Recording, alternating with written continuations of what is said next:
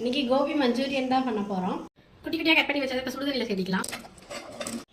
உப்பு கொஞ்சம், மஞ்சத்தூள் கொஞ்சம், மைதா 2 ஸ்பூன், கார்ன்ஃப்ளவர் 2 ஸ்பூன், மிளகுத்தூள், உப்பு தேவையான அளவு, மிளகாத்தூள், கொஞ்சம் இஞ்சி பூண்டு மிக்ஸ் பண்ணிக்கலாம். இதெல்லாம் 5 நிமிஷம் மட்டும் ஊற வச்ச காலிஃப்ளவர் எடுத்து சேர்த்துக்கலாம்.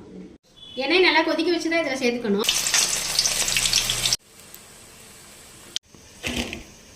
எல்லாமே பொரிச்சு எடுத்துட்டு இனி மஞ்சூரியன் பண்ணிக்கலாம். பூண்டு, வெங்காயமும் குழம்புலாக சேர்த்துக்கலாம்.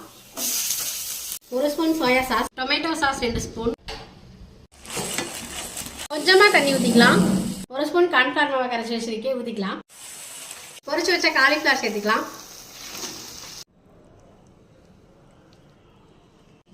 சூப்பராக இருக்குது. செஞ்ச உடனே சூடாக சாப்பிட்டரணும், இல்லைன்னா கிறிஸ்பியாக இருக்காது. நெக்ஸ்ட் என்ன வீடியோ போடலாம்.